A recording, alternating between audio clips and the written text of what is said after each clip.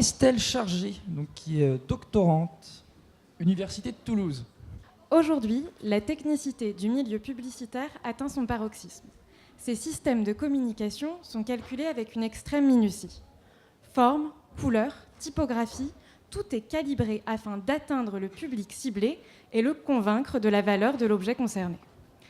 Si ce que nous observons à Times Square est adapté à notre société actuelle, la communication visuelle est loin d'être une invention récente. Jetons un œil un millénaire en arrière. L'église médiévale est un espace de représentation tout désigné. C'est un édifice de grande dimension, en pierre, et les moyens financiers alloués au projet sont conséquents. La recherche en histoire de l'art médiéval s'est longtemps arrêtée à l'identification des figures observables sur ces monuments et à la mise en relation des scènes avec les textes religieux. Cependant, l'Église, avec une majuscule, est de plus en plus entendue comme un vaste système, religieux certes, mais aussi économique et politique, puisqu'elle s'impose sur une grande partie du territoire européen. Mais l'Église est aussi le théâtre de fortes divergences, avec différentes pratiques de la religion et de nombreuses réformes, ce qui est particulièrement observable durant la période concernée par mes recherches, les XIe et XIIe siècles.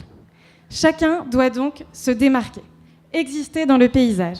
Et à l'instar de toute institution, les communautés religieuses se construisent des systèmes de communication avec leurs propres formes, codes et normes, afin de soutenir un discours qui relève à la fois du collectif, mais qui saura aussi mettre en valeur leur identité propre. Il est important de noter que ces représentations choisies doivent être signifiantes pour le concepteur, mais aussi pour le récepteur des images. C'est ici tout l'intérêt de l'analyse globale des décors monumentaux. Comprendre la culture visuelle des deux parties, le fond des discours soutenus et les codes mis en œuvre pour les communiquer. Dans ce but, ma recherche propose d'analyser l'ensemble du complexe décoratif d'un monument en prenant en compte non seulement les images religieuses, mais aussi chaque élément d'ornementation, végétale, géométrique, ainsi que leur disposition dans le monument. Chaque détail est choisi et renseigne sur l'histoire et la culture de la communauté, parce qu'il correspond à une tradition de représentation, un héritage culturel, parce qu'il rattache la communauté à un groupe qui emploie ces mêmes codes, parce qu'il met en valeur un caractère particulier de cette communauté.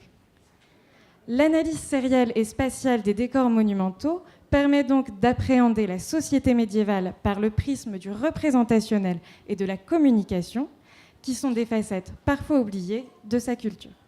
Je vous remercie.